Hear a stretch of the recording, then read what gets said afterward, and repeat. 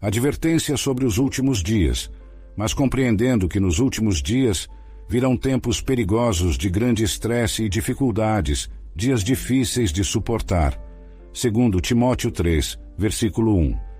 O apóstolo compartilha diretamente com Timóteo uma descrição das condições que prevalecerão em toda a terra, logo antes do retorno do Senhor. Já foi observado várias vezes que a lista de crimes que segue é surpreendentemente similar à descrição dos pagãos ímpios que pode ser vista em Romanos 1. A coisa surpreendente é que as mesmas condições entre os pagãos irão caracterizar os crentes professos nos últimos dias. Isso é tão solene.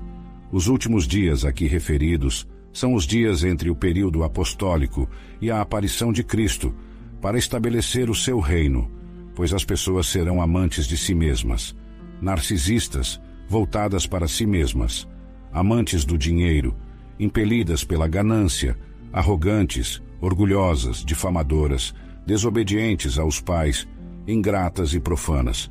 Segundo Timóteo 3, versículo 2. Não se pode ler esses versos sem ser impactado pela repetição da palavra amantes. Por exemplo, no versículo 2, encontramos amantes de si mesmos e amantes do dinheiro. No versículo 3, a expressão desprezadores de Deus significa literalmente não amantes de Deus. No versículo 4, lemos sobre amantes dos prazeres, em vez de amantes de Deus.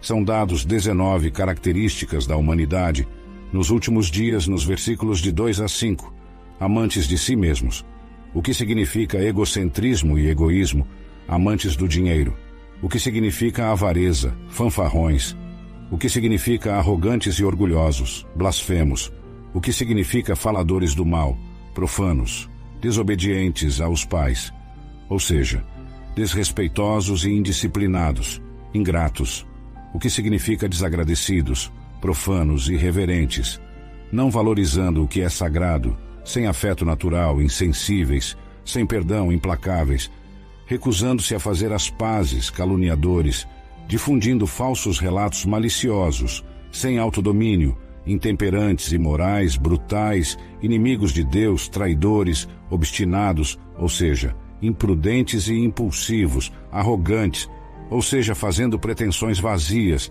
vaidosos, amantes dos prazeres em vez de amantes de Deus, ou seja, aqueles que amam prazeres sensuais, mas não a Deus. Eles serão insensíveis, carentes de afeto humano natural, insensíveis e desumanos, irreconciliáveis, maliciosos, difamadores, sem autodomínio, intemperantes, imorais, inimigos de Deus, traidores, imprudentes, vaidosos, amantes de prazeres sensuais em vez de amantes de Deus, mantendo uma forma exterior de piedade religiosa. Embora neguem o seu poder, o comportamento deles anula a alegação de fé. Evite tais pessoas e mantenha-se longe delas. Segundo Timóteo 3, versículos 3 a 5. Esses indivíduos aparentam ser religiosos, afirmam ser cristãos, mas seus atos contradizem o que dizem acreditar. Suas ações falam mais do que suas palavras, demonstrando que vivem uma mentira por meio do comportamento ímpio em que se envolvem. Não há indicação de que o poder transformador de Deus esteja atuando em suas vidas. Um comentarista disse que, embora mantenham uma forma de religião, eles não têm nada a ver com ela como uma força. De todos esses indivíduos, Timóteo é encorajado a se afastar, pois entre eles estão aqueles que se infiltram em lares e cativam mulheres moralmente fracas e espiritualmente debilitadas, sobrecarregadas pelo peso de seus pecados e facilmente influenciadas por várias impulsões. Segundo Timóteo 3, versículo 6. Paulo agora menciona um grupo específico de líderes e professores de falsas seitas, como particularmente corruptos entre os homens dos últimos dias. Primeiro e acima de tudo, lemos que eles se infiltram em lares. Muitos desses lares não os receberiam se eles revelassem sua verdadeira identidade. Então eles usam artifícios sutis, como falar sobre Deus, a Bíblia e Jesus, mesmo que não acreditem no que o ensinamento das Escrituras diz. Eles são retratados como carregados de pecados, levados por várias luxúrias, o que sugere, antes de tudo, que estão sobrecarregados pelo senso de pecado e sentem uma necessidade em suas vidas. É nesse momento crucial que os cultistas falsos chegam. Como é triste que aqueles que conhecem a verdade da palavra de Deus não sejam mais zelosos em alcançar essas almas ansiosas. A segunda coisa que descobrimos são as muitas luxúrias que os indivíduos têm para desviá-los. O pensamento parece ser que, conscientes de seu fardo de pecado e buscando alívio, eles estão dispostos a se expor a todo vento passageiro de doutrina e a toda novidade religiosa, sempre aprendendo e ouvindo qualquer um que lhes ensine, mas nunca capazes de chegar ao conhecimento da verdade. Segundo Timóteo 3, versículo 7. O Senhor Jesus é Ele mesmo a verdade. Assim como Janes e Jambres, os mágicos da corte do Egito, se opuseram a Moisés, esses homens também se opõem à verdade. Homens de mente depravada, desqualificados e inúteis como professores em relação à fé. Segundo Timóteo 3, versículo 8. Himeneu e Fileto, 2, 17 e 18, erraram quanto à verdade. Janes e Jambres, 3, 8, resistiram à verdade. No versículo 8, Paulo volta sua atenção para os líderes e professores de falsas seitas. Ele os compara a Janes e Jambres, que se opuseram a Moisés. Quem eram esses senhores?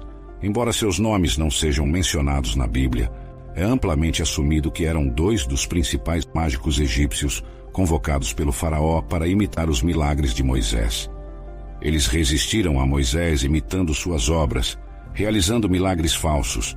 Isso é precisamente o que os cultistas falsos fazem. Eles combatem a obra de Deus imitando-a. Eles têm sua própria Bíblia, seu próprio método de salvação, uma substituição de tudo no cristianismo. Eles se opõem à verdade de Deus ao apresentar uma perversão barata e, às vezes, ao empregar artes mágicas. Esses homens têm mentes contaminadas, suas mentes estão podres até o âmago. Seus pensamentos são distorcidos, corrompidos e depravados. Quando se trata da fé cristã, eles são considerados desaprovados e falsos. Esses homens têm uma mente corrupta. Arthur Way traduz como mentes podres até o âmago, mentes distorcidas, corrompidas e depravadas. Eles são considerados desaprovados e espúrios quando testados em relação à fé cristã. O teste mais significativo que pode ser aplicado a eles é fazer uma pergunta simples. Jesus Cristo é Deus? Mas eles não irão muito longe, pois sua tolice sem sentido e ignorância se tornarão óbvias para todos, assim como aconteceu com Janes e Jambres. Segundo Timóteo 3, versículo 9, Paulo assegura a Timóteo que os falsos mestres não avançarão mais. O problema é que eles parecem estar prosperando por toda parte em todas as épocas, e nada parece impedir o progresso deles no mundo. Embora pareçam prosperar grandemente e por um longo tempo, chega o momento em que a decepção é exposta a todos. Eles guiam os homens até certo ponto, oferecendo até alguma medida de reforma, porém falham porque lhes falta regeneração. Janes e Jambres foram capazes de imitar Moisés em certa medida por meio de seus atos mágicos. No entanto, eles foram completamente impotentes quando se tratava de criar vida a partir da morte. Este é o ponto em que as seitas falsas são derrotadas. Agora você seguiu diligentemente o meu exemplo, isto é, meu ensino, conduta, propósito, fé, paciência, amor, constância. Segundo Timóteo 3, versículo 10. A vida e o ministério de Paulo contrastavam drasticamente com os desses falsos mestres. Timóteo estava bem ciente das 9 características distintivas que diferenciavam o servo do Senhor. Ele tinha acompanhado de perto Paulo e podia atestar o fato de que ele era um homem dedicado a Cristo e à sua palavra. A doutrina do apóstolo era leal à pessoa do Senhor Jesus Cristo. Seu estilo de vida, ou seus modos, era coerente com a mensagem que ele pregava. A confiança de Paulo no Senhor era conhecida por Timóteo. Ele o via como alguém que dependia completamente do Senhor e, ao mesmo tempo, era honesto e confiável. A longanimidade do apóstolo era visível em sua atitude em relação aos perseguidores, críticos e desconfortos físicos. Ele era devotado altruísta ao Senhor e aos seus semelhantes. Quanto menos ele era amado pelos outros, mais determinado ele estava a amar. perseguições e sofrimentos, como aconteceu comigo em Antioquia, em Icônio e em Listra. Que perseguições suportei, mas de todas o Senhor me livrou. Segundo Timóteo 3, versículo 11. Paulo exulta no fato de que o Senhor o havia libertado de todas essas crises. O Senhor não o havia livrado dos problemas, mas o havia tirado das dificuldades. Isso nos serve como um lembrete de que não temos garantia de estar livres de desafios, mas sim que o Senhor estará conosco e nos ajudará a superar o que vier em nosso caminho. De fato, todos os que se deleitam em buscar a justiça e estão determinados a viver vidas piedosas em Cristo Jesus serão perseguidos por causa de sua fé. Segundo Timóteo 3, versículo 12. A perseguição é uma parte inevitável da vida cristã devota. Isso é algo que todo jovem Timóteo deveria ser lembrado. Caso contrário, quando for chamado a atravessar águas profundas, ele poderá ser tentado a acreditar que falhou com o Senhor, embora o Senhor esteja descontente com ele por algum motivo. A perseguição é inevitável para qualquer um que deseje viver uma vida piedosa. A razão para essa perseguição é direta. Uma vida piedosa revela a maldade dos outros. As pessoas não gostam de ser expostas dessa forma.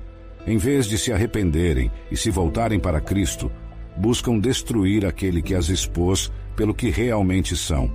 Claro, isso é um comportamento completamente irracional, mas é típico do homem caído. Porém, os homens maus e impostores irão de mal a pior, enganando e sendo enganados.